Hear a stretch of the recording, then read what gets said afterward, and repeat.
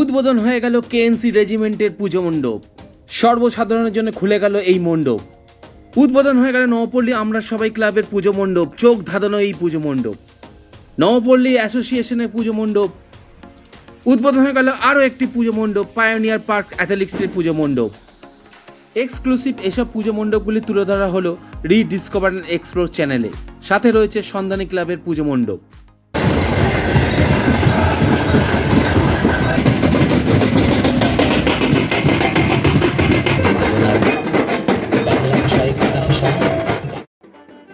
Rediscover and explore channel থেকে সকলকে কালী পুজো এবং শুভ দীপাবলির আগাম শুভেচ্ছা। দুর্গাপুজোর রেস্ট কাটতে না কাটতেই চলে এলো আলোর উৎসব কালী পুজো। আর কালী পুজো মানেই বারাসাতের নাম সবার আগে আসে। বারাসাতের কালী পুজো জগৎ বিখ্যাত। কালী পুজোর সময় বিশাল প্যান্ডেল, আলোকসজ্জায় সমগ্র বারাসাত শহর সুন্দরভাবে সেজে ওঠে। দেশ বিদেশ নানান প্রান্ত থেকে বহু দর্শনার্থীরা আসেন এই বারাসাতে কালী পুজো দেখার জন্য।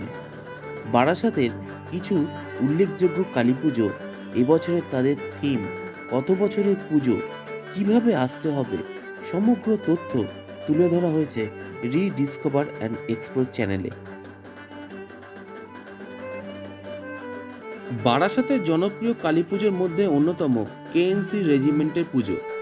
কেএনসি রেজিমেন্টের এবছরের নিবেদন, হে বঙ্গভূমি তুমি অন্তর্যামী, এবছর ৬৬তম বর্ষের পুজোয় পদার্পণ করল। বাংলার সংস্কৃতি, শিল্প, ঐতিহ্য সব সুন্দরভাবে ফুটিয়ে তোলা হয়েছে এই পুজো মণ্ডপে। এই পুজো মণ্ডপে আসার সবচেয়ে সহজ উপায় হলো বারাসাতে হরিতলা থেকে মাত্র ১ মিনিট হাঁটা পথে কেএনসি রাস্তার উপরে এই পুজো মণ্ডপ অবস্থিত।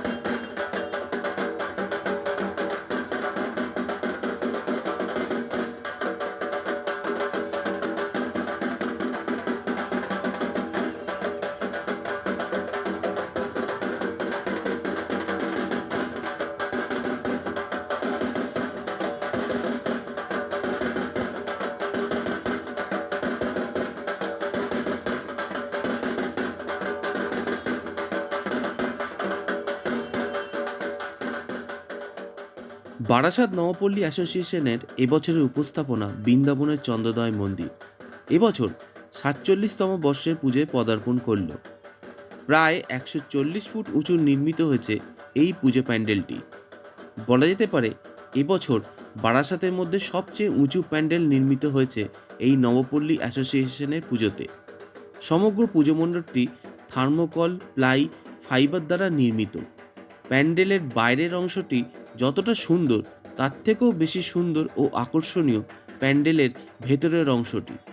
মূল মণ্ডপের ভেতরে প্রবেশ করলে মনে হবে সমগ্র পুজো মণ্ডপটি পাথর দ্বারা নির্মিত এবং রয়েছে অসংখ্য বড় বড় পিলার, এবং এই পিলারের গায়ে ফুটিয়ে তোলা হয়েছে বিভিন্ন দেবদেবীর মূর্তি।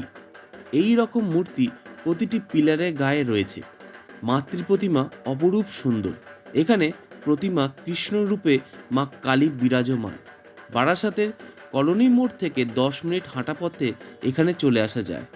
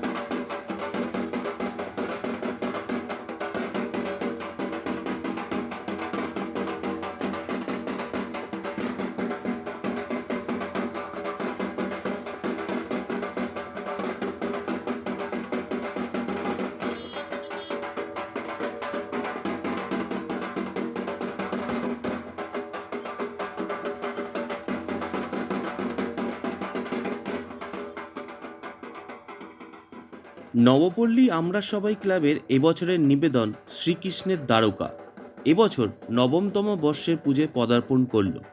প্যান্ডেলের উচ্চতা প্রায় 100 ফুটের মতন হয়েছে। সমগ্র পুজো মণ্ডপে ফাইবারের কাজ লক্ষ্য করা যায় এবং এত সুন্দরভাবে ফুটিয়ে তোলা হয়েছে দেখে মনে হবে পাথর দ্বারা নির্মিত।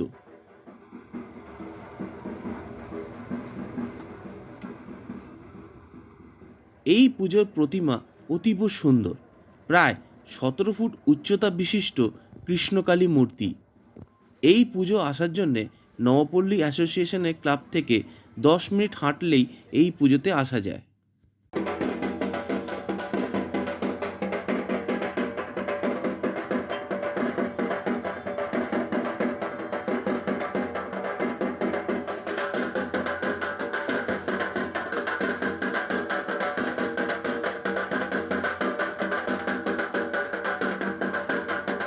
রেজিমেন্ট ক্লাবের এবছরের নিবেদন তিরুপতি বালাজি মন্দির এবছর 69তম বর্ষের পুজোয় পদার্পণ করল।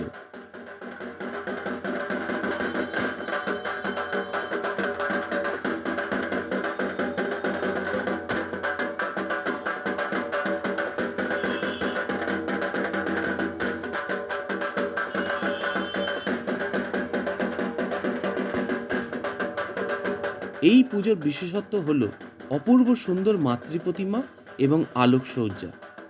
এই পুজো আসার জন্যে বারাসাত কৃষ্ণনগর রোডের উপর ঠিক লালি সিনেমার হলের অপোজিটেই এই পুজো মণ্ডপটি অবস্থিত।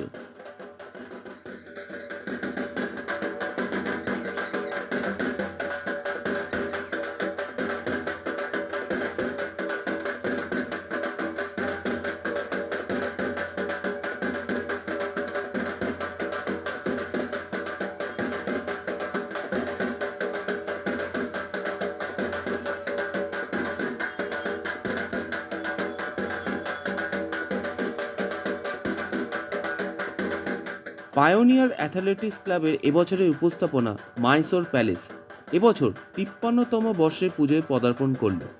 সমগ্র পুজো মণ্ডপটি ফাইবারের কাজ লক্ষ্য করা যায়। কৃষ্ণনগরের মাতৃ প্রতিমা এখানে লক্ষ্য করা যাবে।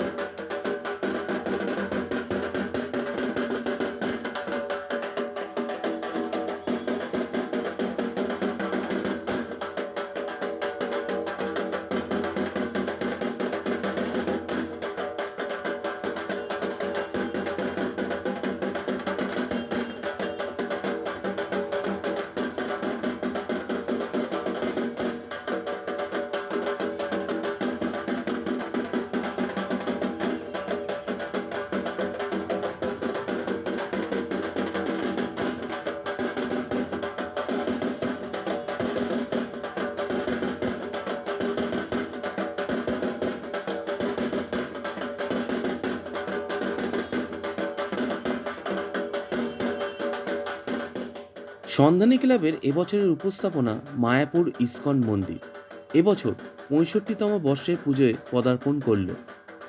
এই পুজো মণ্ডপটি প্রায় 75 ফুটের মতো উচ্চতা হয়েছে।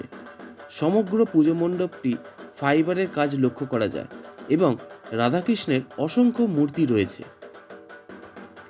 এই পুজো আসার জন্যে বারাসাত থেকে কলকাতার দিকে যেতে 11 নম্বর রেলগেট পড়ে, ঠিক তার পাশেই মিনিট 5 হাঁটলেই এই পুজোতে আসা যায়।